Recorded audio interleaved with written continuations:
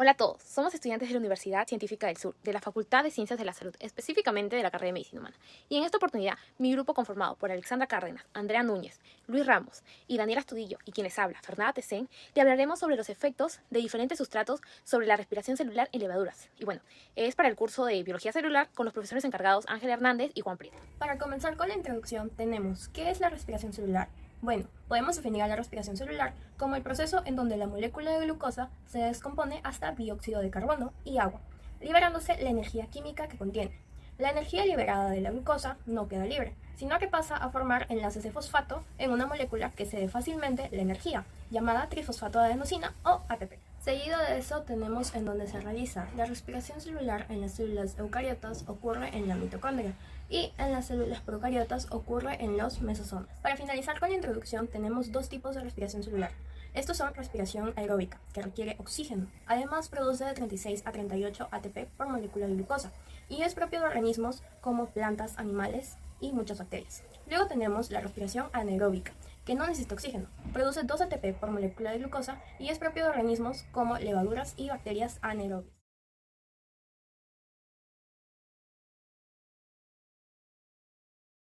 Se va a empezar disolviendo la levadura granulada en el agua tibia. Luego se va a colocar en las botellas la misma cantidad de sustrato e igual cantidad de la levadura ya disuelta.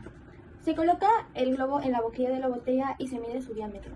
El siguiente paso fue colocar las botellas en el baño María por 30 minutos aproximadamente. Luego de esto se midió el diámetro del globo con una regla milimetrada y finalmente se realizó una tabla con sus resultados. Se observó cómo la glucosa aumentó su tamaño a los segundos de colocarla en baño María. Le sigue la glucosa, que demoró significativamente, pero sí hubo un aumento en su volumen.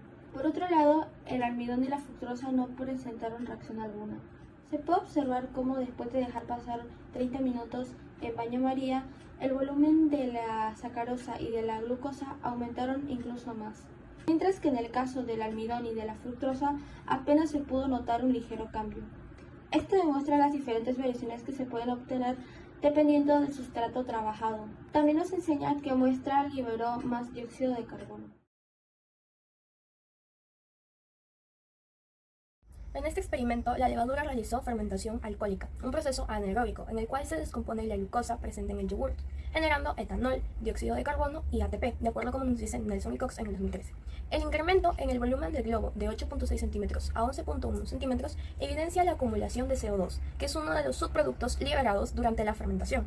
La levadura utilizó la glucosa como fuente de energía en ausencia de oxígeno, y el gas producido quedó atrapado, incrementando la presión interna del globo. La fructosa es un sustrato más adecuado que el almidón para la levadura debido a su estructura simple, que facilita la fermentación y aumenta la producción de CO2. Sin embargo, varios factores podrían haber limitado la eficiencia en el experimento, como una activación inadecuada de la levadura, cantidad insuficiente de sustrato o condiciones de temperaturas óptimas. Abusando de esos elementos, es decir, asegurando que la activación, la cantidad correcta de fructosa y una temperatura óptima, podríamos esperar una producción de gas más efectiva, lo que podría confirmar la fructosa como un sustrato eficiente para la respiración celular de la levadura. El almidón es un polisacárido compuesto por largas cadenas de glucosa. Y, a diferencia de los azúcares simples, como ya mencionamos, la glucosa, no es directamente consumido por la levadura en su forma compleja. La levadura requiere enzimas específicas para descomponer las cadenas de forma más simple antes de poder usarlas en la respiración celular. Esto quiere decir que sin una descomposición adecuada, el almidón es menos efectivo para producir CO2. Aunque la levadura puede realizar la respiración aeróbica como anaeróbica, es decir, la fermentación, la falta de oxígeno podría haber alterado el procedimiento. Esto si las botellas no contenían tal vez el suficiente oxígeno antes del procedimiento, o si el ambiente se saturó rápidamente.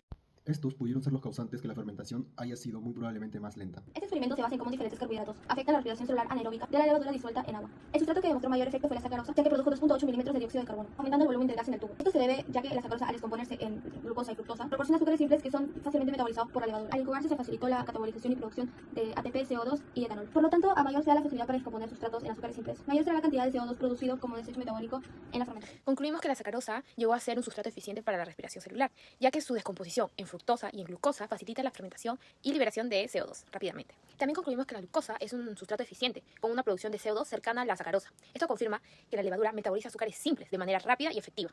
Llegamos a la conclusión que el almidón y la fructosa llegaron a ser sustratos menos eficientes. La complejidad del almidón, al ser un polisacárido, necesita de enzimas adicionales para su degradación y así ralentiza la respiración celular. Mientras que la fructosa presenta una menor afinidad enzimática a comparación a la glucosa.